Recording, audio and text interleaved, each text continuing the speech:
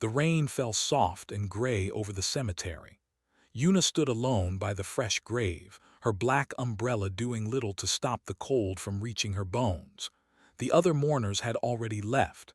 Her sister Minji had tried to make her come back to the car, but Yuna had shaken her head. She needed one more minute, just one more. Grandma Bora was gone.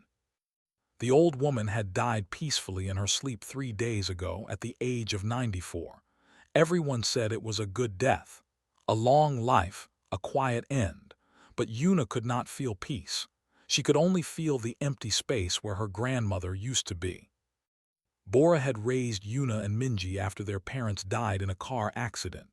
She had been strict but loving, full of strange stories and stranger habits. She would sometimes stand outside at night, staring at the stars for hours. When the girls asked what she was looking for, she would smile and say, "Home."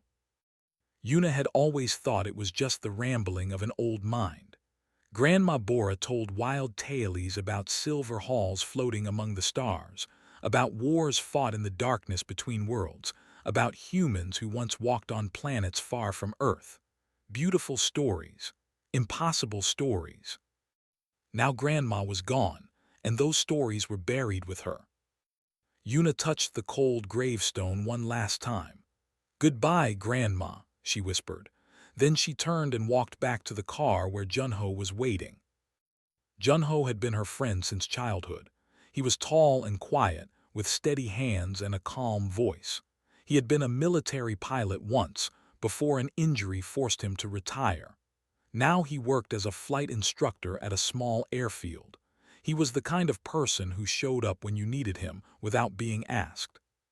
"Ready?" he asked gently. Yuna nodded. She was not ready, but there was nothing left to do here. The reading of the will happened the next morning at a lawyer's office in the city.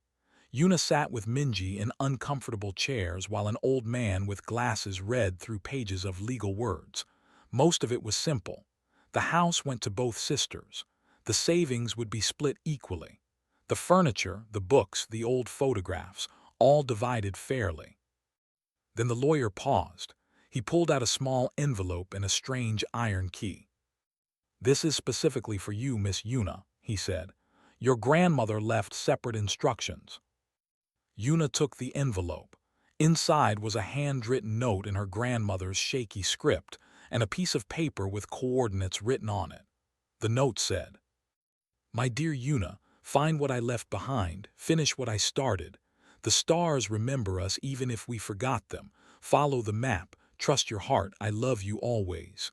Grandma Bora." Minji leaned over to look. "What does that mean? What map?" Yuna stared at the coordinates.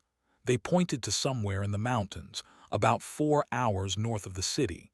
She had no idea what was there. She had never heard her grandmother mention the place. "I don't know," Yuna said quietly, "but I'm going to find out." 2 days later, Yuna drove up the mountain road with Junho beside her. The coordinates led them deep into a forest, far from any town. The road became a dirt path, then barely a trail. Finally, they had to stop and walk. The air was cold and clean. Birds sang in the trees. It felt like the end of the world. After an hour of hiking, they found it. An old mine entrance, hidden behind thick bushes and covered with rotting camouflage netting. It looked like it had not been touched in decades. "Your grandmother hid something here?" Junho asked, frowning at the dark entrance. Yuna held up the iron key. "Only one way to find out." They pushed through the bushes and entered the mine. The tunnel was surprisingly short. After just 50 meters, it opened into a vast underground cavern. And there, sitting in the center of the cavern, covered in dust and shadows, was something that made Yuna's heart stop. It was a spaceship. Not a plane, not a helicopter, a spaceship. The shape was unlike anything she had ever seen, smooth curves that looked almost alive, metal that seemed to glow faintly even in the darkness. It was beautiful and terrifying and absolutely impossible. "What the hell?" Junho breathed. Yuna walked toward it slowly, as if in a dream. As she got closer, lights began to flicker on along the ship's hull. A soft hum filled the cavern. The ship was waking up. A door slid open on the side, revealing a ramp that led up into the vessel. Yuna climbed it without hesitation. She did not know why. Something was pulling her forward. Inside, the ship was clean and warm, as if someone had just been living there. The walls glowed with soft blue light. Strange symbols covered every surface. And in the center of the main room, a holographic projector flickered to life. A woman appeared. She was young and beautiful, with fierce eyes and black hair pulled back tight. She wore some kind of uniform that Yuna did not recognize. But the face was familiar. It was Grandma Bora, young Grandma Bora, maybe 30 years old. The hologram spoke in a language Yuna did not understand. Then it paused and switched to Korean. "If you are seeing this, I am gone," the young Bora said. "And you have found my ship. I am sorry I could not tell you the truth while I lived. It was too dangerous. But now you must know." Yuna could not breathe. "I was not born on Earth," the hologram continued. "I was born among the stars in a place called the Velari Coalition. It is an alliance of 12 species who rule this part of the galaxy. Humans were once part of it. We fought in their wars. We were their greatest soldiers, but they feared us. They feared what we could become, so they tried to destroy us. They erased our memories. They took our ships. They left us on Earth to forget." Junho had come up behind Yuna. His face was pale. "I escaped with this ship and a map," Bora's image said. "The map leads to Hanel, the star system where our people once lived. I have hidden something there, something that can give humanity back its future. I was too old to finish the journey. But you, Yuna, you can." The hologram smiled, and for a moment Yuna saw her grandmother as she really was. Not a crazy old woman with impossible stories. A survivor, a warrior, a hero. "The stars remember us," Bora said. "It is time to go home." The hologram faded. The ship hummed around them, waiting. Yuna stood in the soft blue light, the iron key still clutched in her hand. Everything she had believed about the world was breaking apart. Her grandmother had come from space. Humans had once traveled among the stars. And somewhere out there, something was waiting for her. Junho put a hand on her shoulder. "Yuna," he said carefully, "what do you want to do?"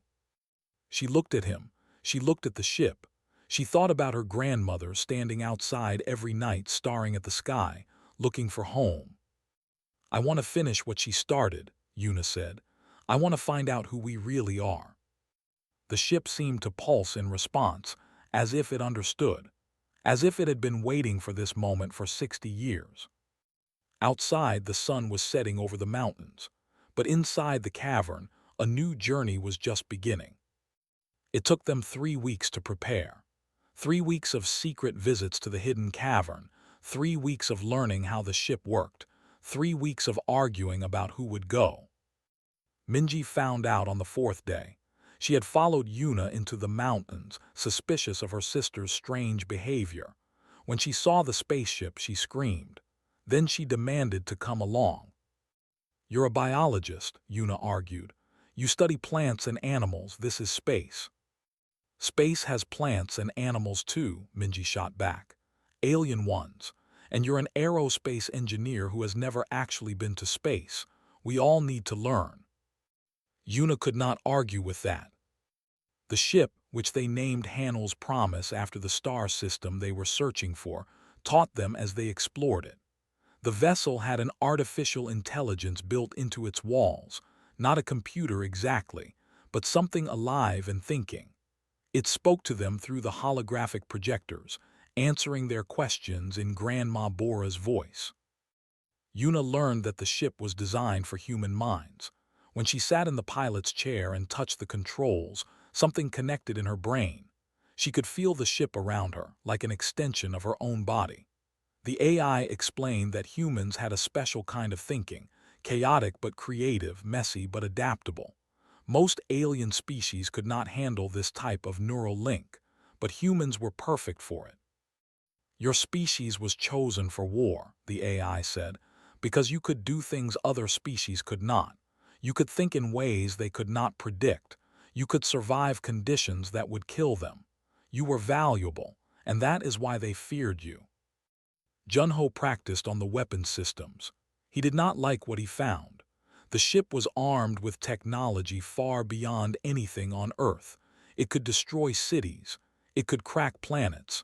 Grandma Bora had been carrying enough firepower to end civilizations. She must have been terrified, Junho said one night, running across the galaxy with this kind of power trying to hide. Yuna thought about her grandmother's stories, the silver halls, the wars in darkness. She had always thought they were fantasy. Now she knew they were memory. On the day they planned to launch, an old man appeared at the cavern entrance. He was perhaps 65, with gray hair and a face full of scars. He walked with a slight limp, but his eyes were sharp and bright, and he showed no surprise at the spaceship filling the cave. "I was wondering when someone would finally come," he said. Yuna stepped forward, her hand on the weapon at her belt. "Who are you?" The old man smiled. "My name is Tiho. I served with your grandmother. 60 years ago, I escaped Earth's orbit with her. We were the last of our unit to survive." He reached into his coat and pulled out a small metal badge. It was covered with the same strange symbols that decorated the ship. Yuna recognized some of them now. They were human military markings from a war that Earth had forgotten. "I've been waiting," Tiho said. "Waiting for Bora to be ready, waiting for someone to take up the mission. I'm glad it's you." He joined the crew that night. His knowledge was invaluable. He explained things the AI could not, what it felt like to fight in space, how the alien species thought and behaved, why Grandma Bora had kept running even after she reached Earth. "The Velari Coalition erased humanity's memory," Tiho explained as they sat around a small table in the ship. "They had technology that could wipe entire civilizations clean. They used it on us. Every human on Earth forgot that we ever touched the stars. Our ships were destroyed. Our colonies were burned. Only a handful of us escaped with our memories intact, and we scattered across the galaxy. Bora came here. She fell in love with a local man, started a family, grew old. But she never forgot. She never stopped planning for the day we could go back." Minji looked sick. Why did they do this to us?" Tiho's eyes grew dark. "Because we won their war for them. We were their soldiers, their weapons. They pointed us at their enemies and we destroyed everything in our path. But when the war ended, they looked at what we had become, what they had made us, and they were afraid. They decided that a species like humanity was too dangerous to exist among the stars, so they tried to end us. We were supposed to die quietly on Earth, never knowing what we had lost." Silence filled the room. "But we didn't die," Yuna said finally. Tiho smiled, and for a moment he looked young again. "No, we didn't. That's the thing about humans. We don't die easily." The launch happened at midnight when the skies were clear and no satellites were watching.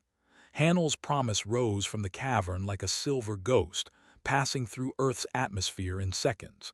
Yuna felt the planet fall away beneath her, and for one strange moment she could have sworn she heard her grandmother's voice whispering, "Finally." Space was bigger than Yuna had imagined. She had studied it in books, looked at it through telescopes, dreamed about it since she was a child. But actually being there was different. The darkness was alive. The stars burned like eyes, and somewhere out there enemies were waiting. The first contact came on the third day. A ship appeared on their sensors, sleek and insect-like, covered with organic curves and pulsing lights. The AI identified it immediately. "Velari patrol vessel. They have detected our human life signs." Junho's hands moved to the weapon's console. Minji gripped the edge of her seat. Tiho just nodded, as if he had been expecting this. "They're hailing us," Yuna said. The view screen flickered and an alien face appeared. It was beautiful in a terrifying way, huge multifaceted eyes, skin like polished shell, and mandibles that clicked as it spoke. A translation appeared below the image. "Human vessel, you are in violation of the exile decree. Surrender immediately or be destroyed. Yuna's heart was pounding, but her voice stayed steady. We are on a peaceful journey. We do not want conflict. The alien commander made a sound that might have been laughter. Your kind knows only conflict. That is why you were removed. Surrender now. This is your final warning. The Velari ship began to charge its weapons. Energy gathered along its hull like lightning. They're going to fire, Junho said. Yuna looked at him. She looked at the weapons console. She thought about her grandmother, who had run from these creatures for 60 years. Don't destroy them, she said. Just stop them. Junho nodded. His hands danced across the controls, and Hanel's promise moved. What happened next took less than 5 seconds. The ship spun, dodged, and returned fire in a pattern so complex that even Yuna could barely follow it. The Velari vessel's engines exploded in a shower of light, but the rest of the ship remained intact. They were disabled, not destroyed. On the viewscreen, the Velari commander stared in shock. Its mandibles hung open. It spoke again, but this time the translation showed fear. Impossible. Your reaction time, our tactical systems could not predict. How did you? Junho cut the communication. His face was pale and sweating. That was too easy, he said. That should not have been so easy. Tiho stood behind him, a strange pride in his old eyes. That's what they could never understand about us. They built their tactics on logic, on patterns, on prediction. But humans don't fight like that. We fight with instinct. We fight with chaos. We make the impossible possible.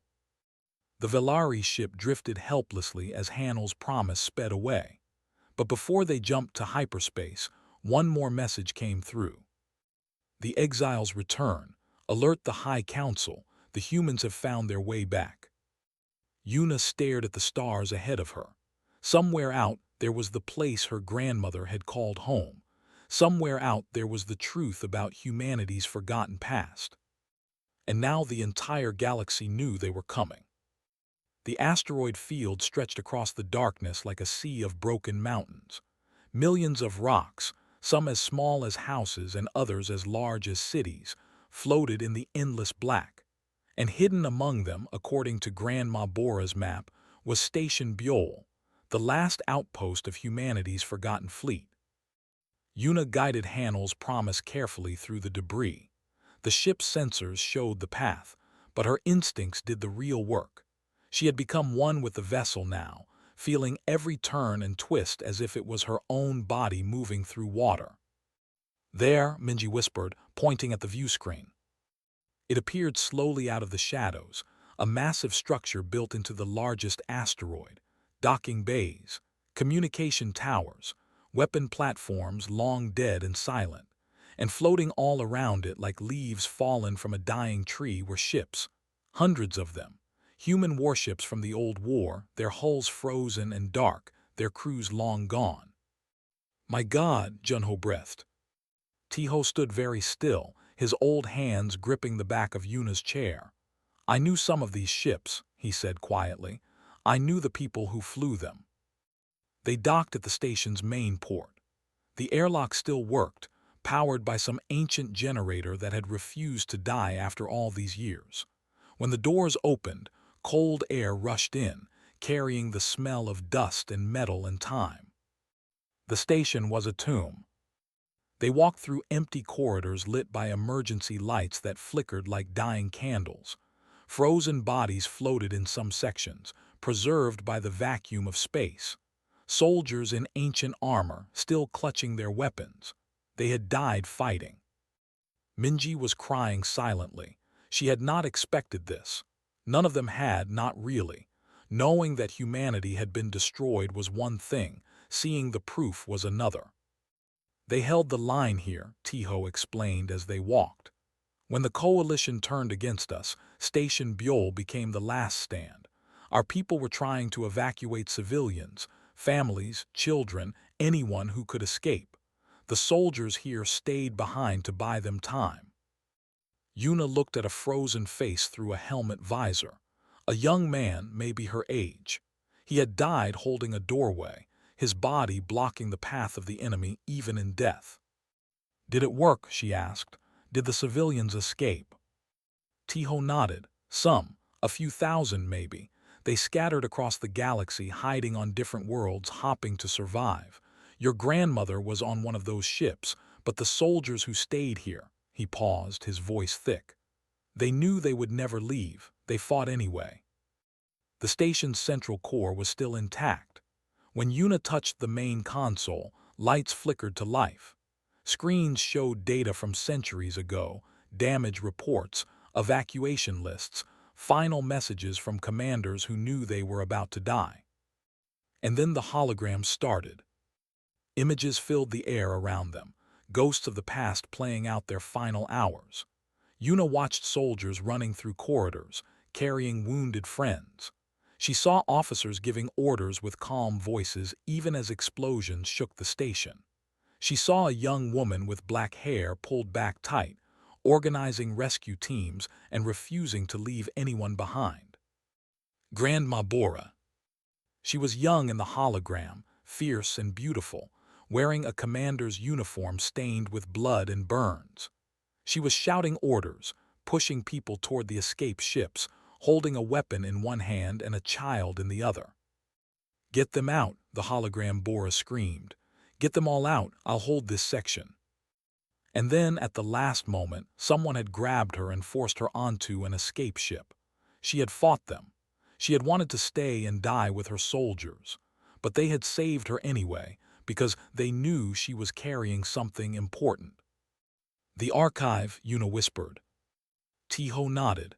"That's what your grandmother was protecting, not a weapon, something more valuable." He led them deeper into the station, to a vault hidden behind layers of security. When Yuna pressed her hand to the door, it scanned her DNA and clicked open. Her grandmother had programmed it to recognize family. Inside was a room filled with light. Crystal cylinders lined the walls, each one glowing with soft colors. At the center stood a console covered with symbols. "What is this?" Minji asked. The station's ancient computer answered, its voice crackling through damaged speakers.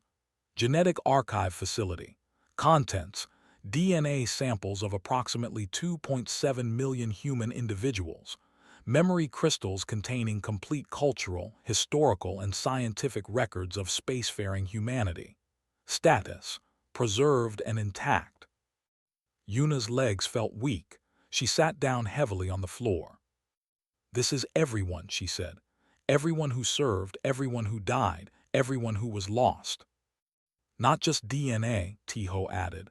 "Memories, experiences, knowledge, everything that made us who we were before they erased us. Your grandmother didn't just save genetic samples, she saved our souls." Minji was examining the crystals with a scientist's careful eyes. "With this, we could restore everything. The technology, the history, even people. We could clone them, give them back their memories. We could bring back an entire civilization." "That's what Bora intended," Tiho said. "When the time was right, when humanity was ready." Yuna stood and walked to the central console.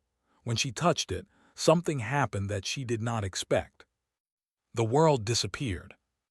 Suddenly she was somewhere else, standing in a bright hallway on a ship she had never seen. And there was Grandma Bora, young again, walking toward her with a smile. "Hello, my dear," Bora said. "I knew you would find this place." "Grandma," Yuna reached out, but her hand passed through the image. "Is this real?" "Real enough. This is an echo, a piece of myself that I stored in the archive in case I never made it back. I wanted to explain things to you, to help you understand." They walked together through the memory and Bora told her story. She had been born on a colony world in a time when humanity ruled a dozen star systems. She had joined the military young, fought in the coalition wars, and risen to command her own ship. When the betrayal came, she had fought harder than anyone. But in the end, there were too many enemies and too few friends. "I saved what I could," Bora said. "The archive, the ship, a handful of survivors. I ran to Earth because it was far from coalition space, a forgotten world where humans still lived simple lives. I thought I could hide there, build a new life, raise a family. You did, Yuna said. You raised me. Bora smiled and her eyes filled with tears. Yes, and every day I wondered if I would live to see this moment, to see one of my children return to the stars. The memory began to fade. Bora reached out and touched Yuna's face, or tried to. Her fingers passed through like mist. You have a choice now, Bora said. You can take the archive back to Earth and hide it away forever, or you can use it to remind the galaxy who we are. Either choice is valid, but I know which one I hoped you would make. Yuna closed her eyes. She thought about the frozen soldiers in the corridors, the young man who had died holding a door. She thought about her grandmother, forced onto an escape ship while her friends died behind her. She thought about all the millions of humans who had been erased, their memories stolen, their history destroyed. I'm not going to let them be forgotten, she said. Bora's smile was like sunrise. That's my girl. The vision faded, and Yuna was back in the vault, tears streaming down her face. Junho and Minji were staring at her with concern. Tiho just nodded as if he had seen this before. Then the alarm started. Red lights flashed. The ancient computer crackled to life again. Warning: multiple vessels entering the asteroid field. Velari Coalition signatures detected. Hostile intent confirmed. They had been found. Yuna wiped her eyes and stood straight. Fear tried to grip her heart, but something stronger pushed it away. Anger, pride, the determination of all those soldiers who had fought to protect this place. Get back to the ship, she ordered. We're taking the archive with us. Junho was already moving. Minji started disconnecting the portable memory crystals, loading them into containers. Tiho picked up an ancient weapon from a fallen soldier, checking it with practiced hands. As they ran back through the station, Yuna stopped at the main console and opened a broadcast channel. Her voice echoed through space, reaching the approaching fleet. This is Yuna of Earth, granddaughter of Commander Bora. We did not come here to make war. We came to remember. But if you force us to fight, you will remember why you feared us. For one long moment, there was silence. Then the Velari responded. Your threats are empty, human. You are one ship against a fleet. Surrender the archive and we will make your deaths quick. Yuna smiled. It was her grandmother's smile, fierce and fearless. Come and take it, she said. And the battle began. The Velari homeworld was a jewel hanging in space, blue and green and gold, with rings of crystal that caught the light of 3 suns and scattered it like diamonds. Cities floated in the clouds. Ships moved between orbital stations like schools of silver fish. It was the most beautiful thing Yuna had ever seen. It was also the heart of the empire that had tried to destroy her people. They had escaped the asteroid field by the narrowest of margins. Junho had piloted like a demon, weaving through the rocks while Yuna fired the weapons and Tiho kept the shields running. The Velari fleet was faster and more numerous, but they could not match human reflexes. By the time the coalition ships realized what was happening, Hanel's promise was already jumping to hyperspace.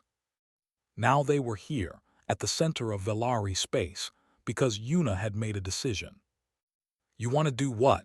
Junho had shouted when she told them. I want to go to their capital. I want to speak to their High Council directly. That's suicide. They'll destroy us before we even enter orbit. Maybe, but running didn't work for my grandmother. She spent 60 years hiding and they still found her eventually. If we're going to have any chance at a future, we need to face them. Tiho had surprised everyone by agreeing. There's an old law, he explained. The right of testimony. Any species that was once part of the coalition can demand a hearing before the council. Humanity was never formally expelled. We were just erased. Technically, we still have legal standing. You want to lawyer our way into peace? Minji asked. I want to give them a choice, Yuna said. War or peace? And if they choose war, at least the whole galaxy will see it. At least they won't be able to pretend we just disappeared quietly. So here they were, one small human ship approaching the most heavily defended world in the galaxy, broadcasting a request for testimony on every channel. The response came within minutes. Human vessel, you have violated 100 laws by entering Coalition space. However, your request for testimony has been received. The High Council will grant you one hearing. If you fail to convince them, you will be executed. Do you accept these terms? Yuna looked at her crew. Junho's jaw was tight. Minji was pale. Tiho just nodded. We accept, Yuna said. They landed on a platform in the clouds, surrounded by guards of a dozen different species. Some looked like insects. Some looked like walking trees. Some had no shape at all, just flowing masses of color and light. All of them watched the humans with fear in their eyes, or whatever they used instead of eyes. That was strange, Yuna thought. They were afraid, not angry, not contemptuous, afraid. The council chamber was massive, a dome of crystal that seemed to stretch forever. 12 thrones stood in a circle, each one holding a representative of a different species. Some were ancient beyond imagining. The Velari elder at the center looked like a statue carved from amber, motionless except for the slow turning of its vast eyes. Yuna walked to the center of the chamber alone. Her crew stood at the edge, surrounded by guards. If this went wrong, they would all die here. But she was not afraid. She had her grandmother's blood in her veins. She had the memories of warriors in her mind. And she had the truth. You know who I am, she said, her voice echoing through the dome. I am Yuna, granddaughter of Commander Bora, descendant of the humans you tried to destroy. I have come to speak and you will listen. The council stirred. Some of them looked offended, others looked curious. The Velari elder simply waited. 300 years ago, Yuna continued, humanity was part of this coalition. We fought in your wars. We bled for your causes. We won victories that should have been impossible. And when the war was over, you looked at us and saw something that frightened you. She paused, looking at each council member in turn. You saw yourselves, she said. You saw what you had made us become. Weapons, killers, monsters. You couldn't accept that, so you decided we were the problem. You erased our memories. You destroyed our ships. You left us to die on a forgotten world, hoping we would fade away. The Velari elder spoke, its voice like wind through dry leaves. You speak as if we were wrong to fear you. Your own words confirm our judgment. Humanity was dangerous. Yes, Yuna agreed. We were dangerous, we still are, but danger is not evil. A storm is dangerous. A sun is dangerous. That doesn't mean they should be destroyed. She pulled a small device from her pocket, a holographic projector. When she activated it, images filled the air around her. The archive, the memory crystals, the records of millions of human lives. I found what my grandmother hid, Yuna said. The complete genetic and cultural history of spacefaring humanity. With this, I could rebuild our fleet. I could grow new soldiers, give them back their memories of war, restart the conflict you thought you ended. I have that power. The council members shifted nervously. Guards raised their weapons. But I'm not going to do that, Yuna said. Silence fell over the chamber. My grandmother didn't save this archive so we could have revenge. She saved it so we could have a future, so that we wouldn't forget who we were, so that one day, when the time was right, we could come back, not as weapons but as people. She turned off the projector and stood straight. I'm offering you a choice. You can try to destroy us again.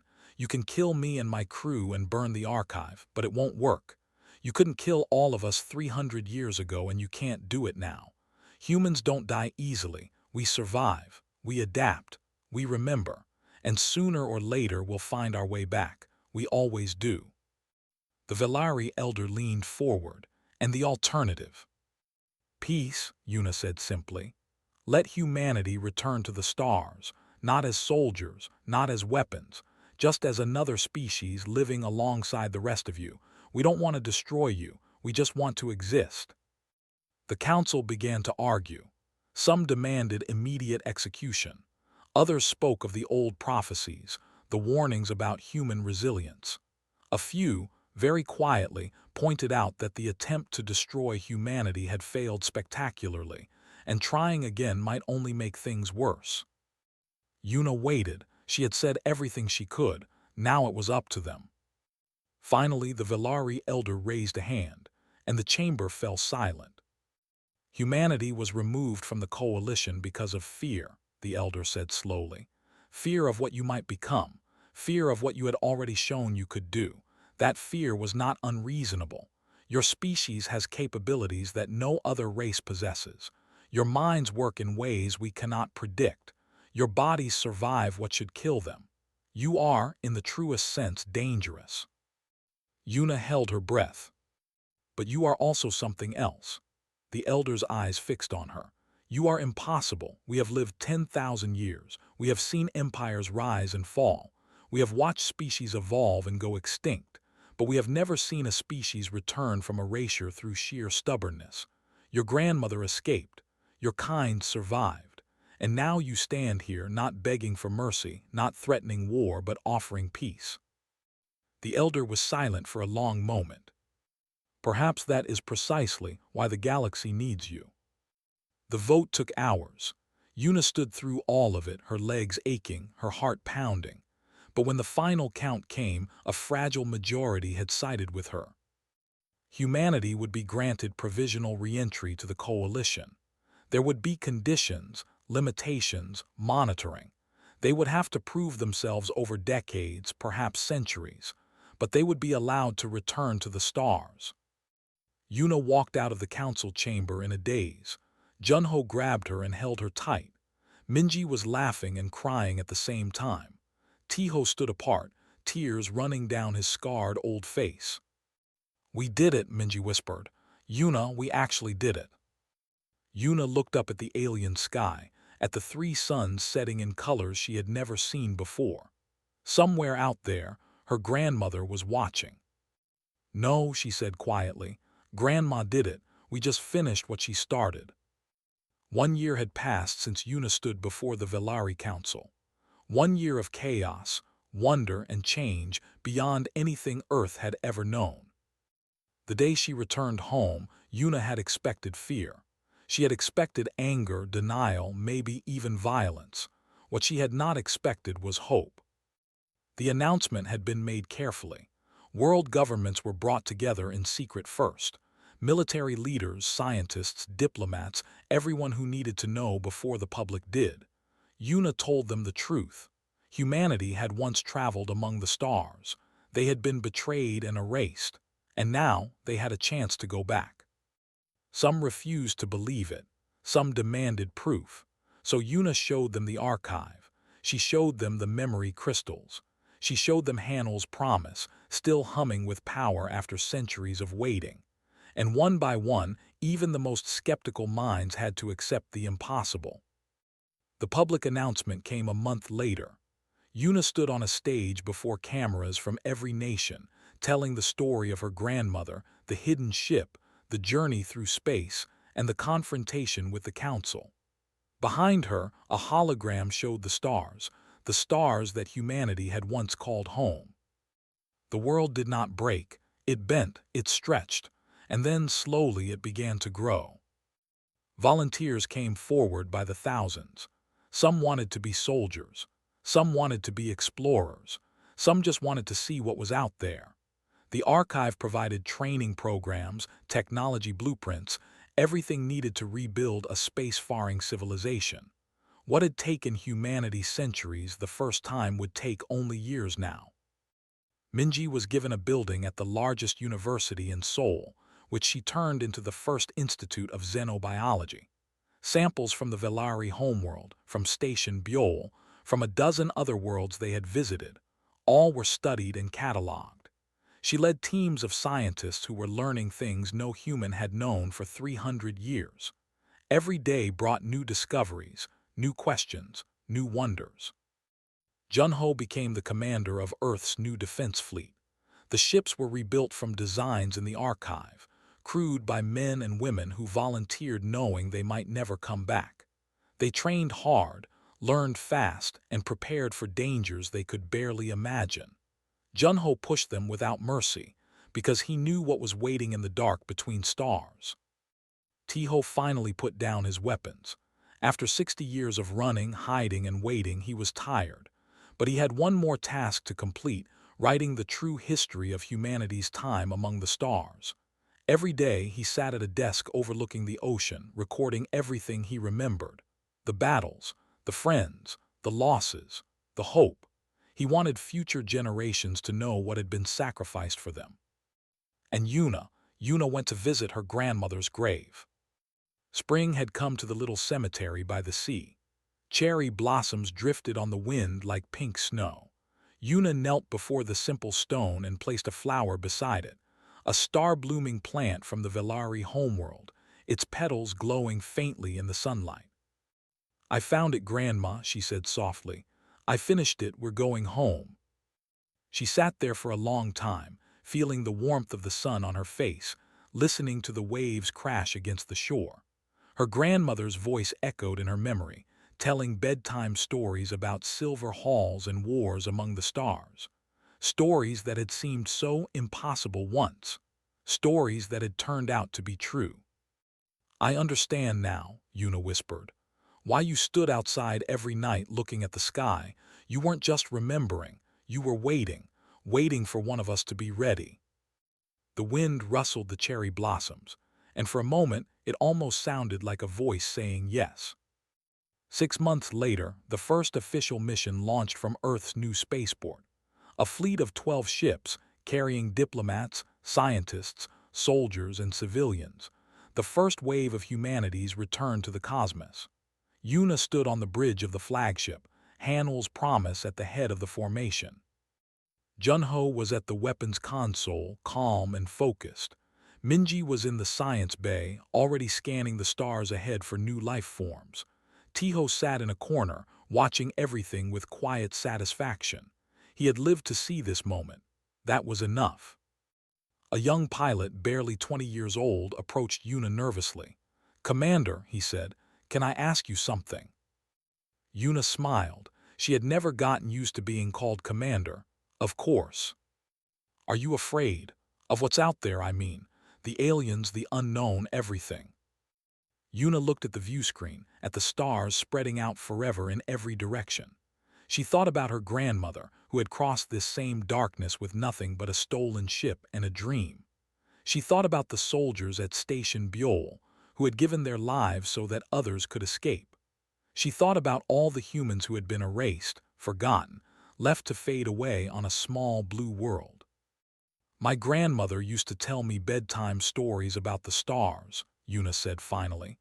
"I thought they were fairy tales, just an old woman's imagination, but they weren't.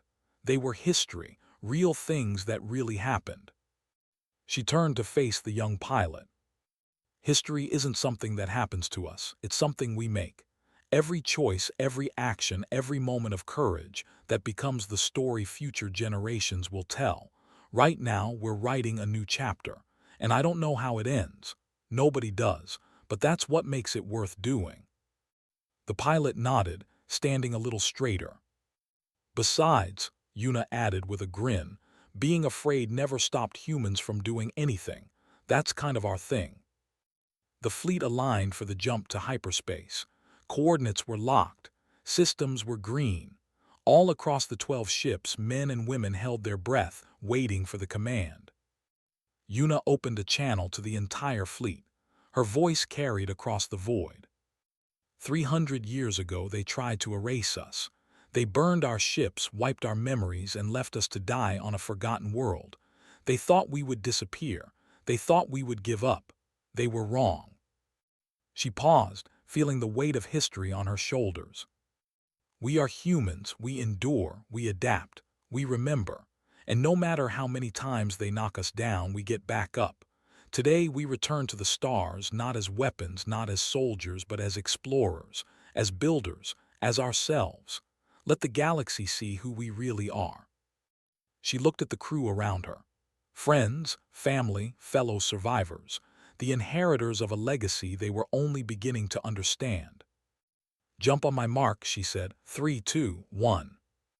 The stars stretched into lines of light, the ships leaped forward into the unknown, and humanity at long last went home. Far across the galaxy, in the great archives of the Velari Coalition, a historian was recording the events of the past year. Its species lived for millennia, and it had witnessed many changes in that time. Empires had risen and crumbled. Species had evolved and vanished. The coalition itself had transformed in ways both subtle and profound. But nothing had surprised the historian quite like this. "For 3 centuries," it wrote, "we believed we had solved the human problem. We erased their memories, destroyed their ships, and left them to fade into obscurity on a small blue world. We believed that time would do what force could not, that they would simply disappear, forgotten by history and by themselves." The historian paused, considering its next words carefully. "We were wrong. Humanity does not fade. They endure, they remember, and against all probability they have come back, not as the weapons we once made them, but as something new, something we do not fully understand. They bring with them chaos and creativity, danger and hope. They challenge everything we thought we knew about the limits of survival." It looked at the data streams flowing in from every corner of the galaxy. Reports of human ships arriving at coalition worlds, diplomatic meetings, trade agreements, cultural exchanges, and underneath it all, a quiet undercurrent of fear, because the other species had not forgotten what humans could do when pushed. "The galaxy will never be the same," the historian concluded. "Whether that change brings prosperity or destruction remains to be seen. But one thing is certain, humanity is here to stay. And perhaps, after 10,000 years of believing we had seen everything, it is time for the coalition to learn something new." The historian saved its record and turned back to watching the stars. Somewhere out there, among the silver halls and the endless dark, the children of Earth were finding their way. And the universe held its breath, waiting to see what they would do next.